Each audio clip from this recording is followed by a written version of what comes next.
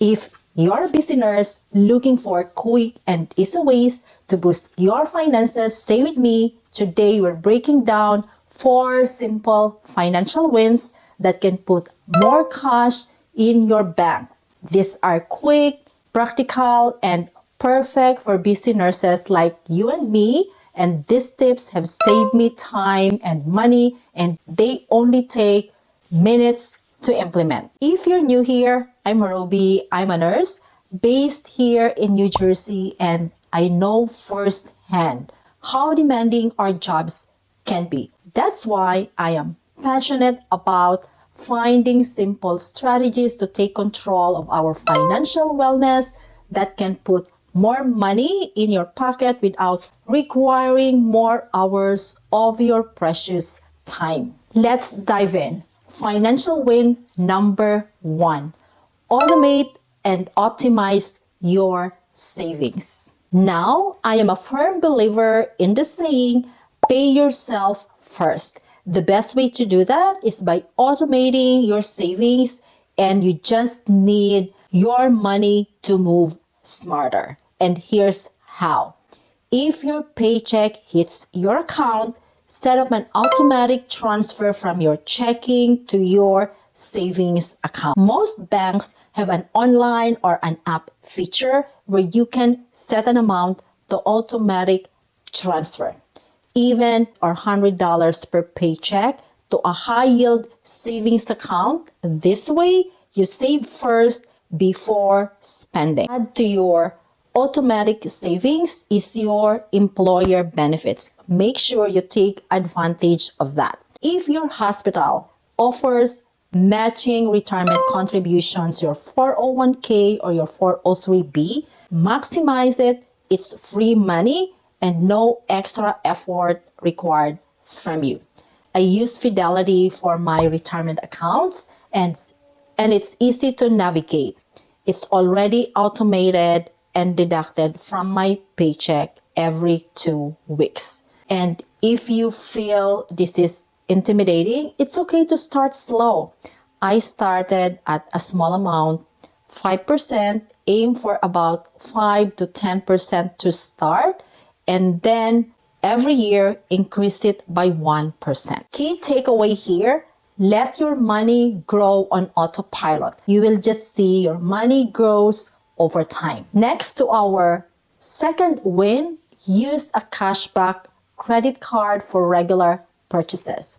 Credit cards are good with educational and intentional spending, so please be careful. Okay, I have to say one of my favorite things when getting cashback rewards, but I have to advise you to do this responsibly. With my card, I can earn between 3 to 5% on any purchases. I tend to put all my regular expenses such as groceries or gas, and I can shop and earn back money. For rewards, I have 2 favorites. First, for grocery shopping, I always use Costco Cash Rewards program. It's so seamless when shopping for groceries and has a huge savings. It's time. Last year with our Costco, we scored between 300 to 500 in cash rewards. And that's a good 2 weeks of groceries right there. My second favorite is that we use our Chase Sapphire card.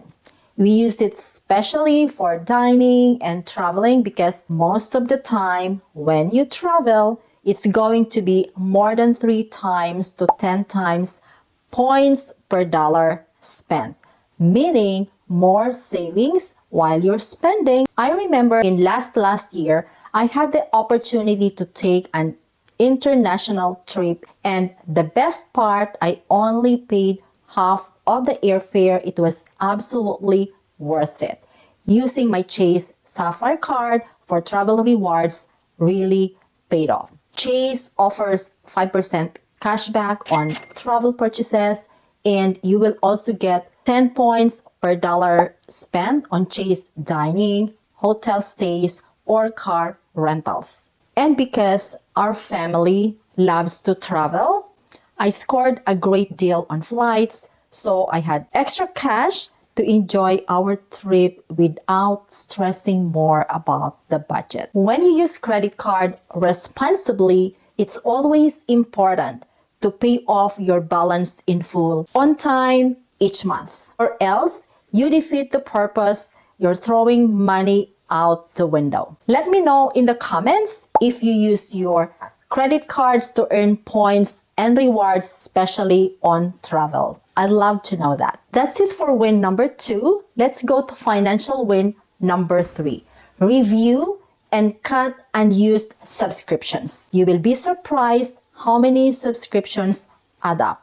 They're small at first, but you tend to forget. Let's say it's $15 a month, but $15 can add up quickly. I personally track all my expenses and also my subscriptions.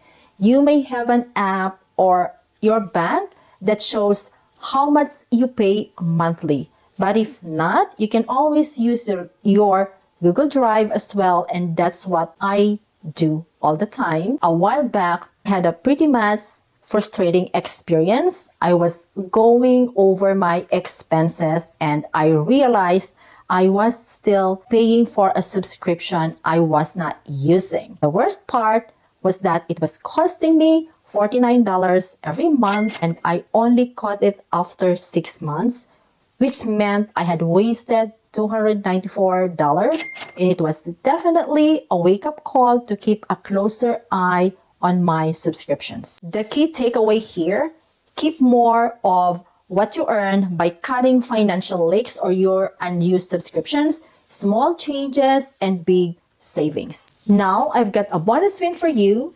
This one is a game changer that saved me from so many impulse purchases. I call this the cash mindset shift. Here's the deal.